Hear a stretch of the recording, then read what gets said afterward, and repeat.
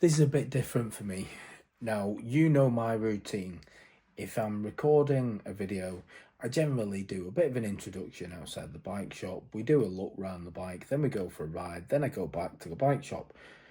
But I've got this bike for longer than that. I've got it for a couple of weeks. So my whole routine has been messed up. But today, what we're doing is taking the bike out for a ride. I'm going to pull it through its paces. We're going to test a couple of different things on it. So let me know what you think of the video. Let me know what you think of the ride out and how the bike's performing so far. In fact, I'm not even telling you. You've got to watch the video. No shortcuts. Let me know what you think of the video though. Drop me a comment, and if you think there's anything I should do with the bike while I've got it, I've probably got it another week or so. So if you let me know, I'll try and get as much done as I possibly can. Cheers. It is Tuesday night and the Delph in Wigan. There's usually a bit of a meet there, a couple of bikes get together. So yeah, might just mosey on over. Let's see what sort of reception this bike gets. For just riding around town though, yeah, it's a really nice bike to ride. It feels really light and nimble. It is very, very comfortable. It is a really nice bike to ride.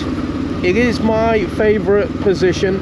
I am sat up nice and straight, and the seat itself, it feels nicely cushioned. It's going to be a decent test for it today to see am I going to have any aches and pains at the end of today's riding. So far it's a dream, but I've only been on the bike about 20 minutes. We'll see how we get on for the rest of the day. This has got Bluetooth connectivity, so I am going to at some point connect my phone to it and just see what that's all about, because I'm guilty of this myself, and I'm sure you've all heard it. But when people say, oh, it's got Bluetooth connectivity, right, well, what does that actually mean? What's the purpose of it? Has it got maps? Does your phone calls pop up on there? Does it have some sort of GPS thing? Do your messages pop up? God knows. I don't know. Is it got Apple CarPlay? Has it got Android Auto? I don't know. All these answers, I don't know. I just get told it's got Bluetooth connectivity. But because I've got this bike for a while, and that's the good thing about having a bike for a bit longer, I can actually log into these things with my phone. I can actually see, is there a benefit to having Bluetooth connectivity? Does it do anything? Or is it just something that connects to your phone and just gives you your mileage and gives you a few bits of info about the bike, which is just meh. The screen was black and now it's white, and I can only presume that is down to whether it's bright or dark, and it's reacting to that. So we'll see if it changes when we get into night time, because it did go into like a black background and now it's a white background, and yeah, it looks nice on both, to be fair. But I want to see if it changes to black at night time to make it less kind of in your face when it gets dark. So that'll be interesting. I didn't even see you over here then. I've not seen you on this, so I didn't know whether it was you or not. They've given me for a couple of weeks to review it. You know, I was looking at these as well. Were you? Yeah. It's just that style of bike which led me to... Do you know what? It's nice. In fact, have a jump on it, because the only thing with this, it feels tall. It's taller than mine, is it? Seems to be. Only a little bit, but... Just getting on it then, I could tell. Yeah. Yeah, it is a bit taller than that. It's a bit taller, but that's got more power, I think. They've got some grunt, haven't they?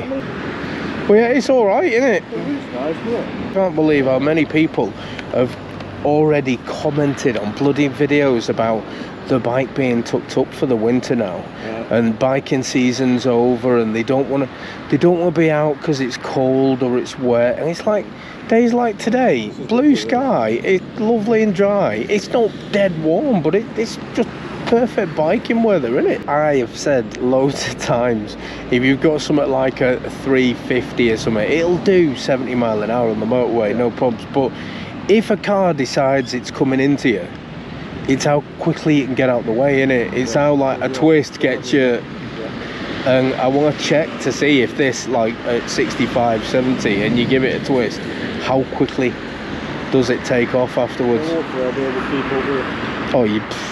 I won't be able to keep up with you on that. Delft Water Sports Centre. That's the one, yeah.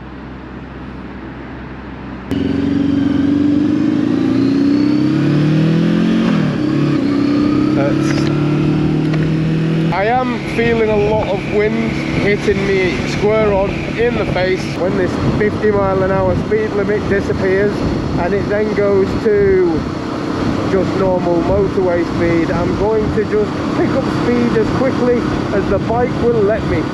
Here we have it. Variable speed limit ends.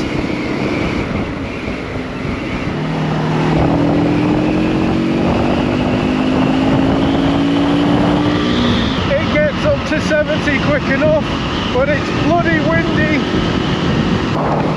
Keeps changing as well. I don't know whether I find that annoying now. I think it's because it's that time of day. Maybe a mix of like getting dimmer, maybe. I don't know, but it keeps going from white to black.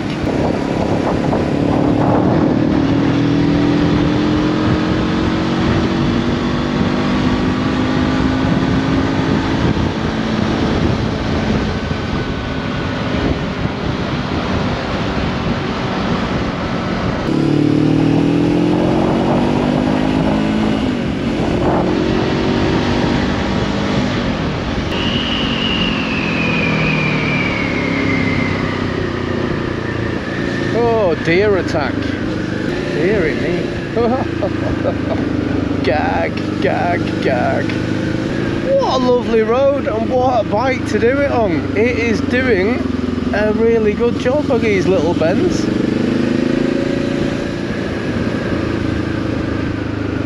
A better rider than me would take this a hell of a lot faster. You've already seen a deer about, so yeah, I'm just cautious now. I didn't even think there was deer around these parts, but there is.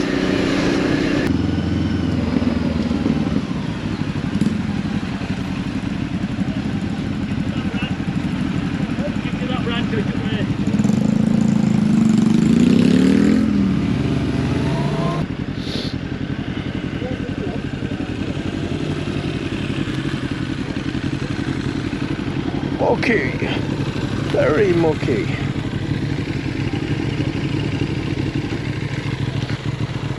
Oh, that was fun. I still don't get what the Bluetooth's for though. I need to do some investigating. Decent selection of bikes out. There's always a big in GS though, aren't there? 1250. It's what always puts me off with these bikes is there's one there, there's one there, there's another one there. They're everywhere. Let me just catch you up. So we've got to the Delft, just ran in, got ourselves a nice burger and chips, had a bit of a chat like you do, you know, have a chat with the lads, and then straight back on the bike, and yeah, it's gone to night time very quickly. Night riding.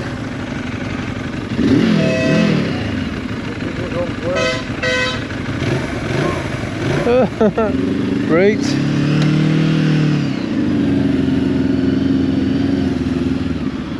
Okie dokie. So as the test continues, let me just put full beam on. Yeah, you've got a really good, quite far view in front of you. You've got quite a bit of distance there. Good for these types of roads. What I don't like is how cold it is now gone. My face is getting blasted with cold air. It's definitely taking my breath away. I'm not going too quick round here because on the ride in we saw some deers literally jumping through the bush straight across the road into a bush on the other side, so I am very conscious of that riding round here. I'm trying to avoid bloody deers. This is kind of extreme night riding because there is no street lighting around here. The LED lights in the front, they do a proper job of guiding the road for you. You're nice and visible so everybody can see you, but importantly you can see the road properly as well.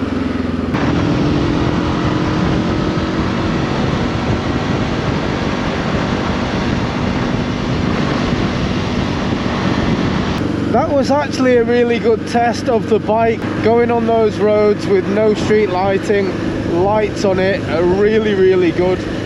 And going for a nice longer ride today, I'm not in any pain. I'm still in quite a lot of comfort, to be fair. It feels really, really nice, this bike. The screen, I was right in my assumption that when it gets dark, you don't want a really bright white light coming at you, so it does change to dark. So there's obviously a sensor in there somewhere that notices the change in sunshine.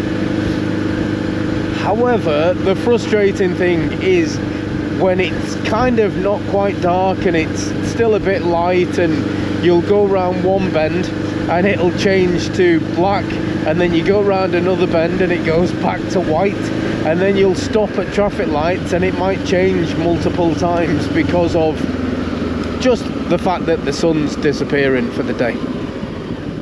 So it's a little bit weird when it's going through that stage. However, now it's night time, I do appreciate the darker screen. I actually like it. 95% of riders out there would not use this to its capabilities. They wouldn't do it. You wouldn't ride it as fast as this is capable of. And yet there's probably a large portion of those people have gone out and bought 1000cc, 1300cc. They've gone out and bought monstrously big bikes, and they won't go anywhere well, they won't go as fast as what this bike's capable of. So kind of just think, what's the point in these massive engines? I like the torque and I like the acceleration power and all that stuff, but I do genuinely think that you don't necessarily need it. You might want it, but you don't need it. Somebody's pleased to see me. So I've just got back from my ride over to the Delph, and really nice ride. This one's definitely missed me. Oh, calm down, you little shit. Yeah, I think the bike was received quite well. It's a bike that not a lot of people are aware of, even though it's been out for 12 months. Shocking, really, because I think it's a really good bike, but for whatever reason, it's just not got the hype that it's deserved. And initially, I wasn't sure, but now I've ridden it, I think, why? Why are people not buying this bike? Managed to check the bike a couple of different ways. So tried it on the motorway, really, really impressed with it on the motorway. It got up to 70 mile an hour really, really easily, as you would expect for the engine size. I was impressed with how quickly it got from 50 to 70 mile an hour. That was quite good. Hello, you. She's missed me. Always misses me when I leave the house. The only one who's happy to see me when I come back in. And now she's attacking me. Oi! It was an enjoyable ride. Good for the motorway. Impressive how it got from 50 to 70. I was really happy with that. Yeah, overall performance is not really an issue with it because it performs really well. Really liked the comfort of it as well. Quite a long ride for me today, a couple of hours of riding, and as far as my back goes and just general aches and pains, I haven't got any. My comfortable position, sat up straight. So after a couple of hours, it was really nice. Also managed to try it in the dark. Now that was another one for me that I was actually, stop sniffing your butt, no one wants to see that on camera, no one. The lights on that, so it's got these LEDs at the front, but the field of vision that you get from the light actually just comes out and covers both lanes quite far in the distance as well. And that's just on your low beam. As soon as you put it on high beam, you can see as far as the road goes. Really, really good. Went on a lot of twisty roads that in the dark, no street lighting, and it was really good. So yeah, a really enjoyable experience. For this part of the test, yeah, I've got to say, the bike is performing amazingly. Have to do more, and if any problems come along, I will share it with you. This is a warts and all review. I am not going to hide anything. If there's an issue with the bike, I'm going to tell you. But if there's not, I'm going to tell you. A lot of people have bought them because they can see the quality that's there, but I think there's still a lot of people that are very much on the fence with, well, let's see what they look like in 12 months. Let's see what they look like when they've got so many thousand miles. Well, I know the brand. I feel like I'm a bit of an ambassador for the brand, and I'm not. But I know the brand. I've been on bikes that have been a year old or 2 years old, and they look and appear like new bikes. They seem to carry their age well. They're not like the really cheap and nasty Chinese bikes that we used to get into the country. They're actually a really high spec, good quality bike. And I think as soon as people realise that, I think you'll start seeing more of them on the streets. I love my Voge Rally, and for me, the brand is the next. It's the up-and-coming brand. It's the brand that you're going to see take off because of price and specs and everything. But yeah, so far, so good. What to do next? I've not found anything I don't like. I'm sure something will come that I don't like. That's the beauty of having a bike over a period of time, is that any niggly thing will just become apparent in time. So I don't understand what the Bluetooth does yet. I'm going to have to do some digging into that. I'm sure I'm just being really stupid, but I'm doing what I would do if I bought a bike myself. If I buy a bike and someone tells me it's got Bluetooth connectivity, my mind thinks, oh, brilliant, Bluetooth connectivity, that's awesome. It's only when you sit and think about it, well, what does that actually mean? What does it do? Is it Bluetooth Apple CarPlay? Is it Bluetooth Android Auto? Is it just a Bluetooth that, like my car's Bluetooth, you can link my car to an app and I can see what miles I've got and how many, or when my next service is due and stuff. But it's kind of just like, meh, I don't use it because there's nothing to it. And I want to see, is this the same as that, or is this, do I need an app with it? Does Maps work with it? Can you answer your phone via the bike? I don't know. At this moment in time, I really don't know. I need more playing with it, I think, to try and work out what the Bluetooth stuff is. But it'll be for the next video. That'll be my mission next time. What the hell does that Bluetooth actually do? Next video, I will hopefully reveal all. Look at this! Blue sky! It's absolutely glorious! Yeah, I'm getting giddy. You can see how wet the floor is. It has been raining. It's brightened up. The day's turned out alright. So what we're going to do today, I'm laughing, but it's a nervous laugh. So my good friend Taffy Two Wheels has invited me out for a breakfast with him. So we're going for a little breakfast run. The thing is though, we're going to Harley Davidson. Now I like Harley Davidson for a look round, but I do slag them off quite a bit, and it's bad really, because genuinely I would have one. I just think that when you buy one for the money, you expect better quality, and the rust and stuff just does my head in with them. It's a lot of money to pay for a rust machine, but I do say it quite a lot on my channel for, well, because I tell the truth basically. And yeah, we're going there today, so it's going to be a bit awkward if anybody there has seen the channel. Now I know my channel is it's relatively small in the great scheme of things, and I think because of that, I think I might be alright. But it only takes that one person, doesn't it? I recognise you. It only tends to happen to me in bike shops. It does. I get sprung all the time. It's quite funny actually. I got sprung last time I went looking at a GS. I don't know if I've told the story, but I'm sat waiting because my channel's not big enough. Let's just be clear on that. My channel is not a big channel. It's growing and it's doing really well. I'm not in this for fame, I'm just in this to play on bikes, so I'm not bothered about that. However, because of the size of my channel, it's very difficult. I can't just roll up and say, hey, send me a bike. It just doesn't happen. MotoGP are awesome. I've been doing a lot of videos for Moto, which is a MotoGP place, so they've kind of recognized what I do and they've let me take this bike, and it's brilliant. It's kind of recognition for what I've done.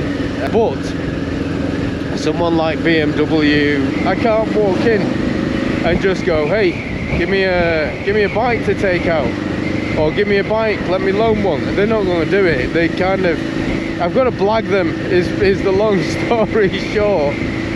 I've got to go in there like you guys would go in there and just ask for a test ride. Hopefully one day my channel will be big enough, but it isn't yet.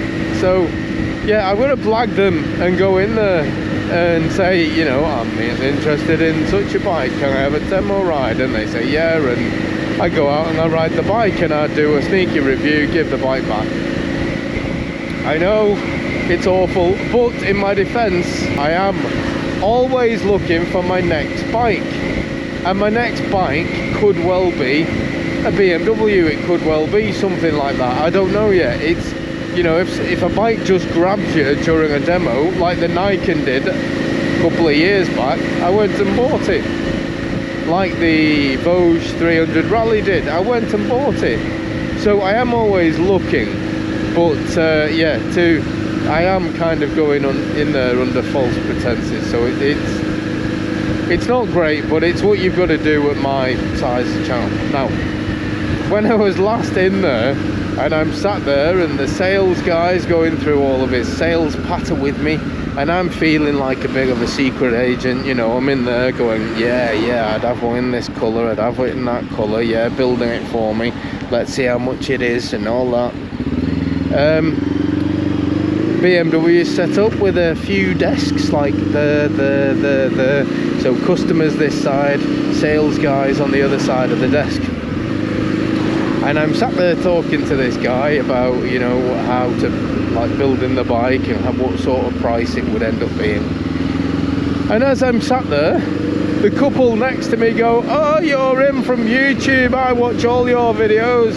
It was very much like, oh, we're from Warrington, we watch it. It was like, oh, shit. And apologies to them if they are actually listening, because I was like, a bit took back, because I thought at the time, oh no, I've been sprung. And it was kind of like one of those awkward moments where I perhaps wasn't as nice and friendly as I would be normally. Like, I wasn't as chatty, because I was just like, oh, hiya. And I was like gobsmacked, and it got me.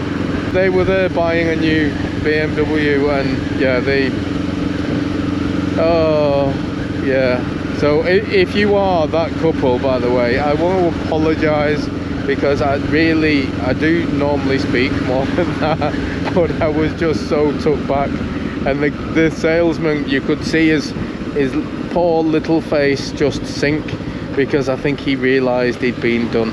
And I knew that he realised that, because when I'd actually got back to the dealership, normally they're very much like, let's sit down, do you want to put a deposit on? They're usually quite forceful, aren't they? But no, there was absolutely nothing from him. It was just, do you like it? Yeah, okay, right, let me know if you're interested. Job done, gone. And it was one of those moments where I just thought, oh no, the salesman kind of thinks I'm an idiot. That couple probably think I'm a bit simple, because of how I kind of was a bit gobsmacked by being recognised by them. So yeah, it was not a good day. It wasn't a good day for me. I kind of feel really bad for kind of just being a bit, oh, thanks. Yeah, I kind of feel a bit stupid. They've took the time to watch my videos, and yeah. So apologies if you are them. And BMW, sorry not sorry really, because I've got to get videos out, so, but still, on for anybody watching actually, if you do see me in a showroom, yeah, just keep it on the down low. It's a hard life being a YouTuber, or being a small YouTuber, a small fat ugly YouTuber. I'm going to put that into the mix as well, because what I have found, and I'm sure you guys have all found it as well, but when a very attractive lady, I'm going to put it out, an attractive man as well, right, and I say that because I look at channels and I see good looking gentlemen as well, and you know, they look very good on camera, so because of that they're gonna get the subscribers, aren't they, that I don't, because people look at me and just go, oh, what a fat bloke. Yeah, and it's the same with the women. Us men are all pervs. I'm gonna have to, I'll admit it, we all appreciate a good looking woman. So if there is a good looking woman on a YouTube video, or the thumbnail for a YouTube video, us blokes just rally round, don't we? We all go for a look to see what this beautiful girl looks like, and sometimes you subscribe, sometimes you don't, but ultimately they get a lot more views and a lot more traction than a little fat bloke. So just bear that in mind and give some fat blokes love. Speaking of fat blokes, it's Taffy Two Wheels. Rad Riders. Oh no, it's Rad Riders. I forgot. Hello, welcome to Rad Riders. My name is Mike. Rad Riders here. Rad Riders. Do you not think when you watch Rad Riders now, he's doing an impression of Freddie Dobbs? I do, yeah. I think he absolutely. He's his hero in Tavern. Yeah. I mean, I don't want to dub him in, well. but his wife is actually fuming with him because he's gone out and bought a poster of Freddie Dobbs and put it up in his bedroom. That's standard, isn't it? It is, hey, it's standard. Come on. He's taking the piss, this lad. Anyway, Mick, there's nothing wrong with it. Freddie's he's a very nice, good-looking man, and whatever turns you on. Another lovely ride. This is the issue I have with Harley Davidson, right? You spend 99% of your ownership polishing. You don't go out riding, because if you go out riding, you're going to get it dirty. Like today, this bike's going to get dirty. There's dirty leaves on the floor, the road's a bit wet, it's going to be covered. And yet, look how pristine it is now. Because he's going to Harley, he doesn't want people to see his bike dirty. So the engine guards that Harley fitted had all rust around the joints and the welds. Bit naff really. The air intake there looks brilliant, but if it rains, it'll just not work properly. So he's got to have like a bit of a sock with him that goes over it, that protects it. Crazy. It is a lovely looking bike. As much as I'm looking for like things wrong with it's a gorgeous bike. That you've put the club t-shirt on as well. Yeah, because I want me on Petrol as well. Patch as well. So you go in there full. I'm in the club. Yeah, part of the deal. Part of the deal. You've got to be all the gear. You've got to buy into it, lads. Got to buy into it. Got to buy into it. Buy into it. Oh, Jesus. Only shitty Chinese bike that doesn't rust. It's just cheap. Of course it's cheap. That's the whole point of it. Cheap, but to be fair, it's cheap, but it's good quality cheap. It's good quality. The thing is with this, right, you look at this bike is cheap. It doesn't pretend not to be cheap. It's just a little over £5,000, and that is a quarter of the price of that. In fact, as he's pointed out, he spent £5,000 on extras on this bike. £5,000 on extras. So the extras, he could have bought a standard one and bought that as his winter bike or his bike to get dirty. Instead, he spent loads of money on extras because he wanted it how he wanted it. Fair play, it looks nice. I just don't get the thinking process. When you're buying a bike like that, you've got to have a lot of money to burn. This isn't a review of his Harley Davidson, by the way. I'm just pointing out the things. Like, it's an absolutely gorgeous bike, right? It is, there's no question about it. It's a gorgeous looking bike. It sounds amazing. The things I've got an issue with Harley Davidson is just the general quality of the bike.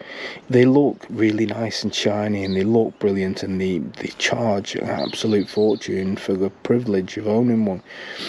The problem is like we were saying, if you want it to sound better, you get an exhaust. £2,000 they charged him for his exhaust. These indicators aren't standard. He had to pay more for that. Foot plates instead of the standard pegs, because it just comes with pegs.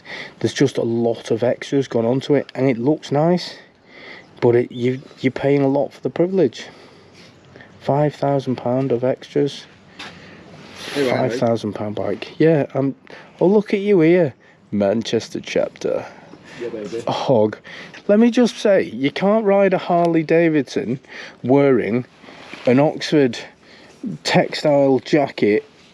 You've got to look the part, don't you? You've got to also spend money on the leather waistcoat, on the Mancunian chapter patches. Mancunian chapter get a lot of discount per hour. How much discount do you get? Oh, I can't say. Can't say, you're only club members, privileged information. People want to know how many miles you get out of a tank. So I'm going to do it now. I'm going to brim it, I'm going to fill this to the top, and then we'll see how many miles I get out of a full tank of petrol.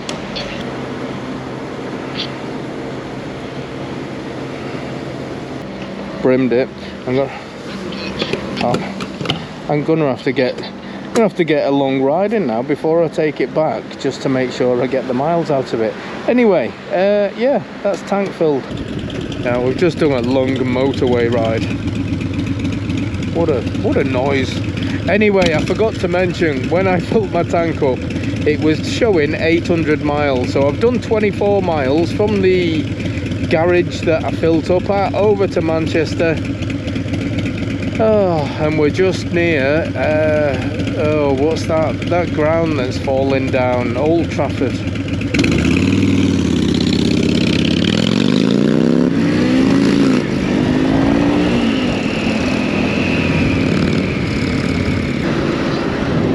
The Theatre of Nightmares. That's Man United's ground. The Theatre of Bad Dreams. Oh, here we go. I can see the Harley sign.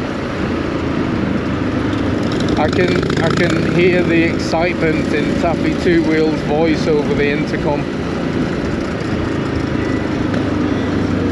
Oh, I'm gonna stick out like a sore thumb in here now. Look how busy this is.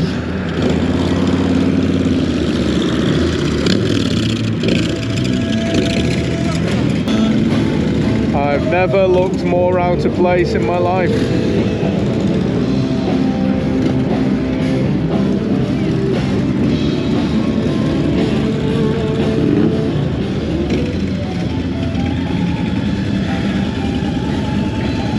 Always in easy.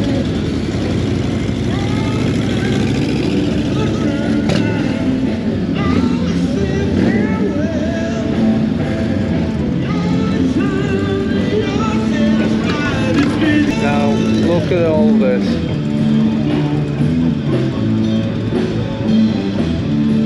I feel well out of place on this bike. This is brilliant. This is actually so funny, it's brilliant. I'm gonna go at the edge here where you were. Keep myself well out the way of all of you. Look at the States, people. Harleys everywhere, and the little Voge. Right, mate, I need to get myself a Mancunian chapter jacket or I'm gonna get stabbed. How to be out of place. I'm loving the Voge, but around here, yeah, I don't think it works. Still an awesome bike, but just, yeah, don't think it quite fits in. that's going to do me for this video. So in the next video, what I'm going to be looking at with this bike is technology. What's the Bluetooth like? I need to work out what the Bluetooth connectivity is, what it does to the bike, and how it benefits you having the Bluetooth on the bike. So that's one thing on my list. I'm also going to do a day ride, go and do a decent ride. Someone suggested going to the beach or doing a coastal ride. I might do that just to get out, get the cobwebs off, go and have a play somewhere. So I might do that. I'm going to keep riding and keep riding and keep riding, and any issues, I'm going to share it. But for now, that's going to do me for today.